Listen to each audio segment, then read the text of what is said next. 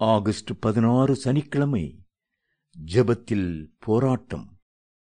நீங்கள் தேவனை நோக்கி செய்யும் ஜெபங்களில் நான் போராடுவது போல நீங்களும் என்னோடு கூட போராட வேண்டும் என்று உங்களை வேண்டிக் கொள்கிறேன். ரோமர் 15:32. ஜெபங்களிலே போராடி ஜெபியுங்கள். கர்த்தரை நோக்கி ஊக்கமாய் ஜெபியுங்கள். நான் ஜெபங்களில் போராடுவது போல நீங்களும் என்னோடு கூட போராடுங்கள் என்று அப்போஸ்தலனாகிய பவுல் தன்னுடைய ஜீவியத்தை முன்வைத்து சொல்கிறார். ஆம், பரலோக ராஜ்யம் பலவந்தம் பண்ணப்படுகிறது. பலவந்தம் பண்ணுகிறவர்கள் அதை சுதந்திரித்துக் கொள்கிறார்கள். பரிசுத்த ஜீவியத்திற்காகவும் ஜெப ஜீவியத்திற்காகவும் நாம் போராடி ஜெபிக்க வேண்டியது அவசியம்.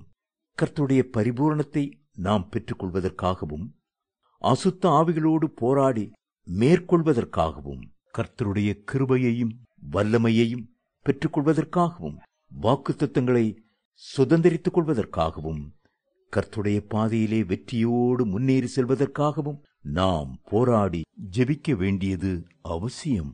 ஜெபங்களில் கண்ணீரின் ஜெபமும் உண்டு, மற்றவர்களுக்காய் பரிந்து பேசி ஜெபிக்கிற ஜெபமும் உண்டு, ஸ்தோத்திர ஜெபமும் உண்டு.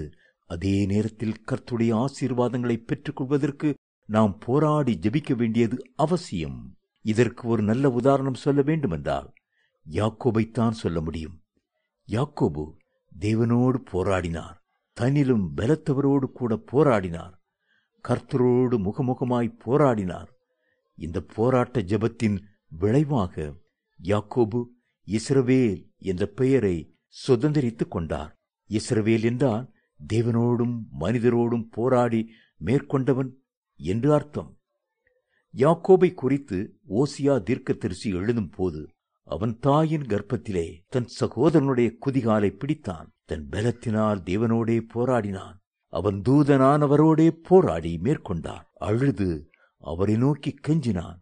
பெத்தேலிலே அவர் அவனை கண்டு சந்தித்து அவ்விடத்திலும் நம்மோடு பேசினார். ஓசியா 12:3-4.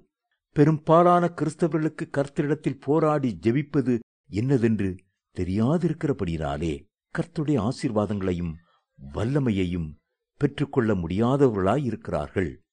கர்த்தரிடத்தில் உரிமையோடு கேட்பதற்கு புத்திர சுவிகார ஆவியை அவர்கள் பயன்படுத்துவதில்லை. கர்த்தர் நம்முடைய பிதாவாயிருக்கிறபடினாலும் நாம் அவருடைய சொந்த பிள்ளைகளாயிருக்கிறபடினாலும் அவரிடத்தில் முழு உரிமையோடு போராடி கேட்பதற்கு நாம் உரிமை உள்ளவர்களாயிருக்கிறோம். அன்றன்றுள்ள அப்பத்தை இன்று எங்களுக்கு தாரும் என்று உரிமையோடு கர்த்தரிடத்தில் கேட்கிறோம்.